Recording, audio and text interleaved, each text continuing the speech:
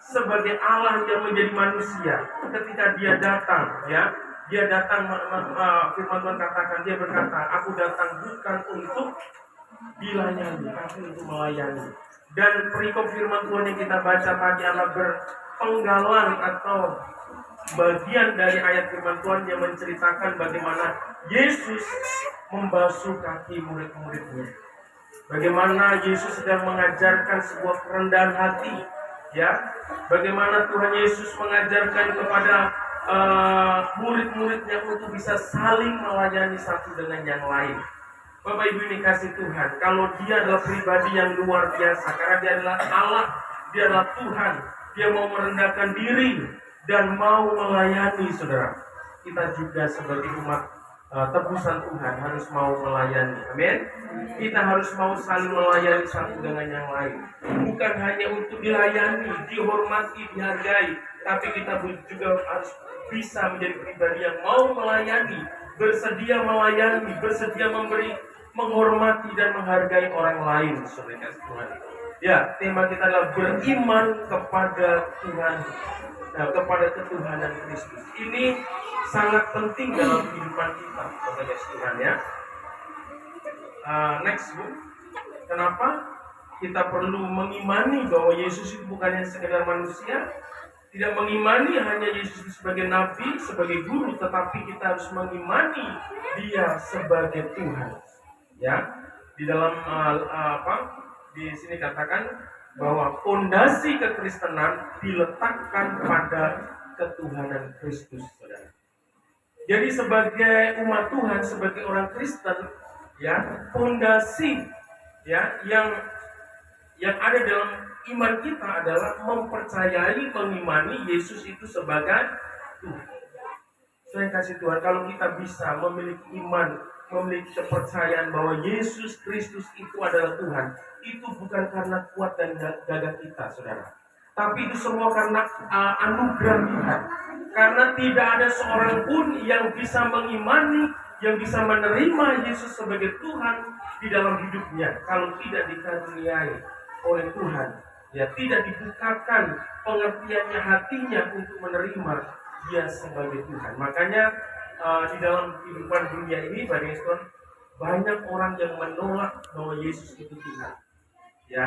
Banyak orang mengakui Yesus hanya sekedar nabi, saudara. Banyak orang mengakui bahwa Yesus itu adalah guru.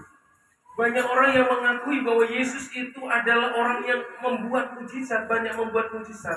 Tetapi tidak banyak orang yang mengakui bahwa dia adalah Tuhan. Dia adalah Allah itu sendiri. Sering kasih Tuhan, kita nanti akan melihat dasarnya kenapa orang Kristen itu mengimani bahwa Yesus itu sebagai Tuhan. Bukan hanya sekedar manusia, bukan sebagai nabi, juga bukan sebagai guru atau sebagai tokoh dalam sejarah yang pernah hidup yang kita jadikan teladan. Bukan hanya itu saja, tetapi kita mengimani bahwa dia adalah pribadi Allah sendiri, dia adalah pribadi Tuhan sendiri. Sudah kasih Tuhan, ya.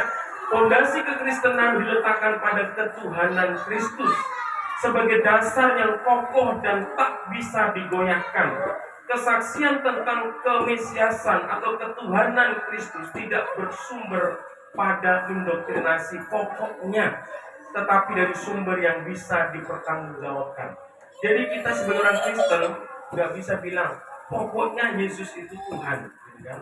Ya, gereja itu tidak mendoktrin, mengajari kepada umatnya itu pokoknya Yesus itu Tuhan, tanpa ada dasarnya, tanpa ada alasan, ya. Pokoknya itu artinya gimana, ya? Mau menang-menang sendiri, saudara. Kita buat sendiri seorang Yesus itu adalah Tuhan. Tetapi kalau kita mempelajari firman Tuhan, sebenarnya ada pernyataan yang firman Tuhan itu berikan sebagai alasan kenapa kita harus mengimani Yesus sebagai Tuhan dalam hidup kita, saudara, ya. Dan kita akan melihat kesaksian itu berasal dari siapa, ya.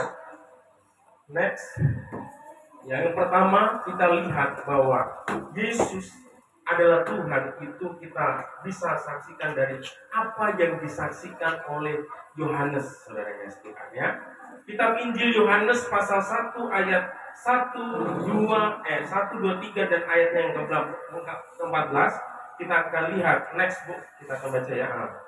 Ya, saya akan bacakan pelan-pelan bagi Tuhan, karena ini bicara tentang, kalau kita bicara tentang Allah, kita bicara tentang Tuhan, saudara. Ya, kita ini harus mengucapin, menyadari bahwa otak kita ini sangat terbatas, saudara. Kita tidak akan bisa memahami sepenuhnya tentang pribadi Allah itu, saudara. Karena pada hakikatnya adalah kita ini adalah makhluk ciptaan Tuhan. Ya, makhluk ciptaan Tuhan itu penuh dengan keterbatasan, termasuk otak kita. Ya, otak kita kalau dibedah itu segedenya lebih gede bakpao, ya, lebih gede dari bakpao, saudara.